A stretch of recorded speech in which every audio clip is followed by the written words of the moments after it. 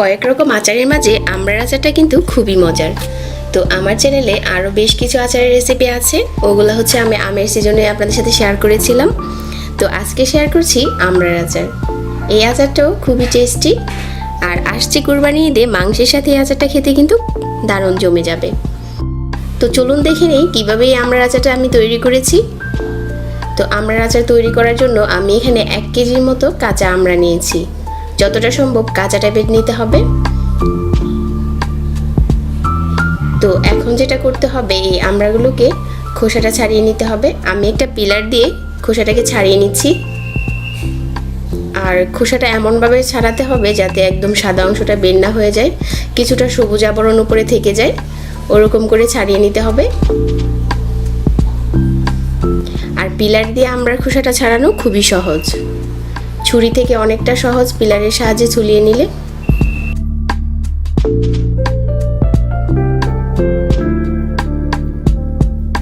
তো খোসাটা ছাড়ানো হয়ে গেছে আমার। এখন হচ্ছে আমড়াগুলোকে পর্যাপ্ত পরিমাণের পানি দিয়ে ধুয়ে নিতে হবে। একটা বাটিতে পর্যাপ্ত পরিমাণের পানি ঢেলে নিচ্ছি। তারপর আমড়াগুলো দিয়ে খুব ভালো করে ধুয়ে নিচ্ছি, কারণ এটার উপরে যে কষটা আছে ওটা ধোয়ার পরে চলে যাবে। তো আমি কিছুটা কষলে এগুলোকে ধুয়ে নিচ্ছি।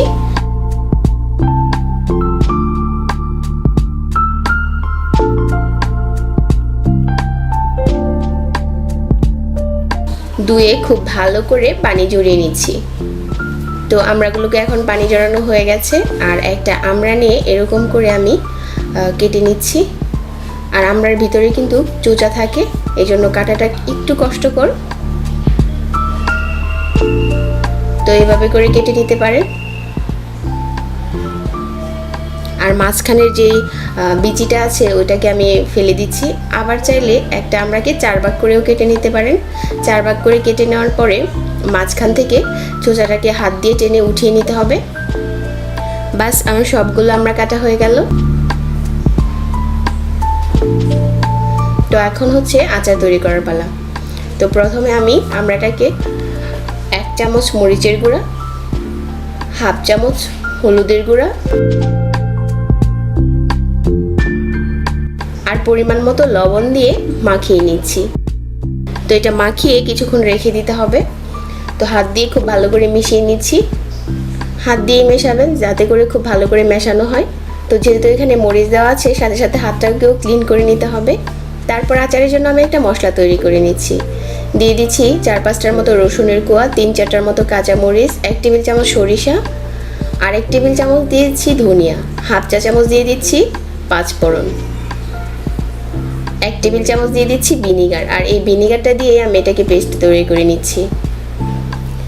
তো আচারটা তৈরি করতে চলে আসলাম। চুলায় একটা প্যানে 1 কাপ সরিষার তেল দিয়ে দিচ্ছি,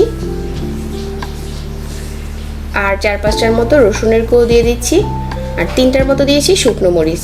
আর যে মশলাটা আমি পেস্ট করেছিলাম ওই মশলাটাকে এই সরিষার তেলের মাঝে কিছুক্ষণ ভাজতে হবে, যাতে করে খুব সুন্দর একটা স্মেল চলে আসে।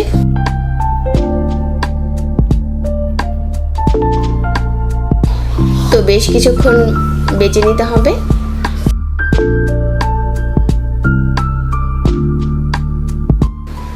আর সরিষার তেলে যখন কোনো মশলা ভাজেন উপরটাতে কিন্তু এরকম ফেনা হয়, এই জন্য দেখে ভাজতে হবে। তারপর হচ্ছে আমি এখানে আমড়াগুলো ঢেলে দিয়েছি, আর 1/2 কাপ দিয়ে দিচ্ছি তেঁতুলের কাত।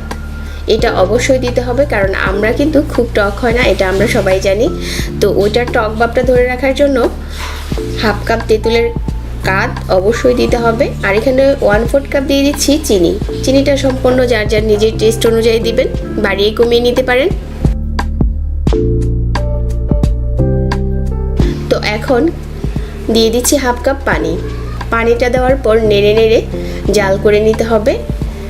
আর মিডিয়াম আঁচে ঢাকনা দিয়ে ঢেকে প্রায় 10 থেকে 15 মিনিট এটাকে জাল করতে হবে, আর মাঝখানে কয়েকবার নেড়ে দিতে হবে। তো আমি মিডিয়াম আঁচে আচারটাকে তৈরি করে নিচ্ছি, আর মাঝখানে নেড়ে দিচ্ছি, কারণ আমড়াগুলো কিন্তু শক্ত হয়। এই জন্য চুলার আঁচটাকে কমিয়ে ঢাকনা দিয়ে ঢেকে তারপর এটাকে সিদ্ধ করতে হবে। তো আমার এখন আচারটা তৈরি করা হয়ে গেছে। আর আমি প্রায় আচারে যেটা করি, ওঠানোর আগে অল্প পরিমাণের বিট লবণ দিয়ে দিই। বিট লবণটা হচ্ছে আচারের টেস্টটাকে অনেক বাড়িয়ে দেয়। তো আমার আচারটা তৈরি করা হয়ে গেছে, এখন ঠান্ডা হয়ে গেছে। আর একটা কাঁচের বয়মে ভরে নিচ্ছি। আর এই আচারটা কিন্তু নর্মাল ফ্রিজে রেখে সংরক্ষণ করা যাবে প্রায় 6 মাসের মতো। তো আশা করছি আজকের আমড়ার আচারের রেসিপিটা সবার কাছে ভালো লেগেছে। সবাই অনেক ভালো থাকবেন। আর এতক্ষণ ধরে আজকের ভিডিওটা দেখার জন্য অনেক ধন্যবাদ জানাচ্ছি। সেই সাথে আজকে বিদায় নিচ্ছি। আল্লাহ হাফেজ।